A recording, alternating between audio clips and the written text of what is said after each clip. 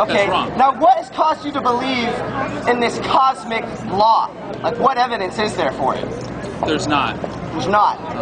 So the child molester or the rapist that never gets caught by the system, gets away with it, had his way, had his pleasure, and then dies somewhere in the Bahamas, is there any kind of retribution? I'd like to, like I said, I'd like to believe in cosmic law, but no, I absolutely don't have faith in one doctrine or one system of belief. No. And here's the problem with that, all right? I think it's okay to be pluralistic, to accept other people's beliefs and not enforce your belief on another, all right? I definitely believe in enforcing what's right. I don't think that we could say that all beliefs are true, because in philosophy, that's the law of non-contradiction, or the law of excluded middle. It's an either-or. That's just how truth works. That's how reality is. No. 1 plus 1 is 2. There's no absolute truth. I just said an absolute truth. Here we are at a university, you know. 1 plus 1 is 2. Is this what you've come to at university? We've come this far and we still don't understand, you know, the simple basic principle, 1 plus 1 is 2, and that is true. This is an institution. Okay, institution of higher learning. 1 plus 1 is 2. This is, I mean, it doesn't necessarily mean, you know, that someone's gonna become wise or extra insightful by attending courses here. Right, but I just hope we don't go backwards. I think in like first grade I learned 1 plus 1 is 2. I don't believe that either.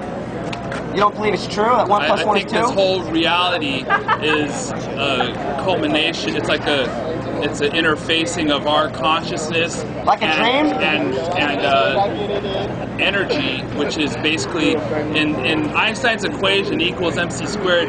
You can substitute light in the equation for mass, which means everything is light. No, that's not true. It is true. Light is a mass. It's mass, but you can't substitute everything for light. Everything is condensed energy. No, if there was no light, what would there be? There'd still be matter.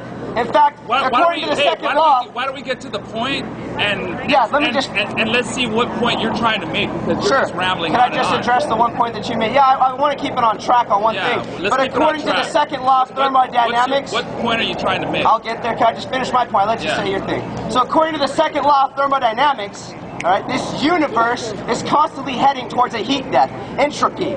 Eventually we will hit this heat death, all right? That's not absolute either. That's not absolute? No. If you undermine the second law of thermodynamics, you just underline E equals mc squared. I think science is an ongoing discovery. So now it's relative. Here's the thing, though. You're jumping in and out, all right? Absolutely. And you're saying this world's kind of like an illusion or a dream? Because it's better to say, I don't know everything conclusively, than to act like a moron and think you know all the answers. I would agree, all right? But if you know the answers, I think it'd be fine to go ahead and speak it. All right, thank you. All right? So I'm just trying to understand. You think this world is kind of like an illusion, like a dream? This reality, yeah. Okay. Now here's the thing for you folks out there. This is what I'm wondering about. All right? When we dream, we know that we're dreaming. Why? Because we have some idea of what it's like to be awake. All right? But if you're saying this reality... What did you do yesterday? Can I go? What did you do yesterday? Can I just finish this one point I was going through? I'll get there, all right? Now, if this reality is a dream, I'm wondering, how have you elevated yourself above us to say that you know that it's a dream or an illusion? That's my perspective. Your perspective? Right. Okay, so truth... Which I'm entitled to, right? Absolutely. So truth is just perspective. So, and just like the rapist is. Yeah. All right? Just like the rapist is entitled to their perspective. Everybody has to walk their own course. All right. So what we've concluded to is rape, child molestation, according to your worldview, what we've gone through is wrong in your opinion, but it's not actually wrong. As real as, say, 1 plus 1 is 2. It's not as real as this poll that I'm reading right here. Everything speaks for itself.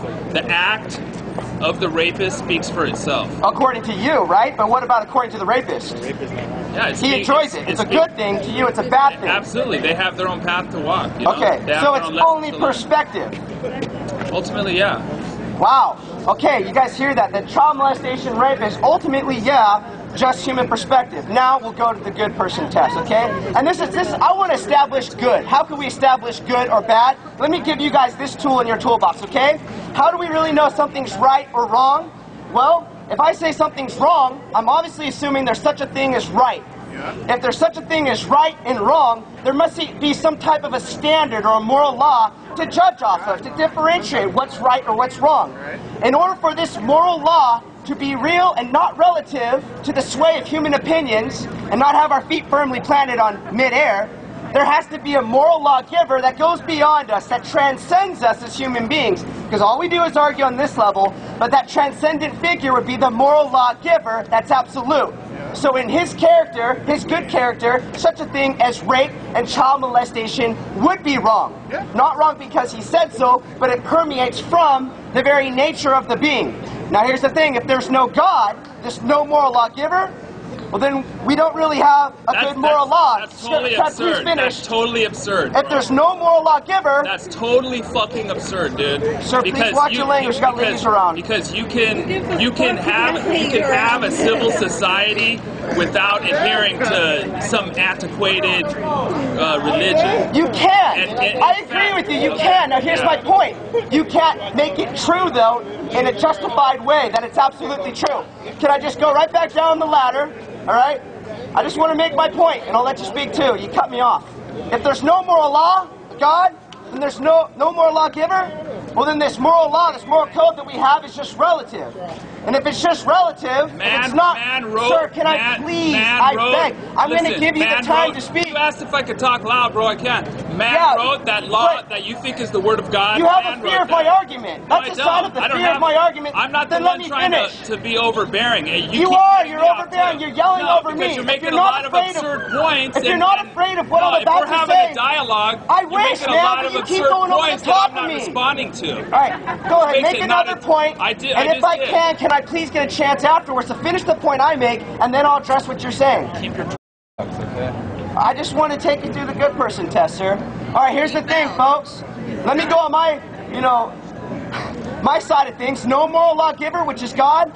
Well, then there really isn't a moral law that's real. If there's no moral law, no way to use a measuring rod between what's right and what's wrong, then there really is no right or wrong. All it is you just make it up in your own opinion.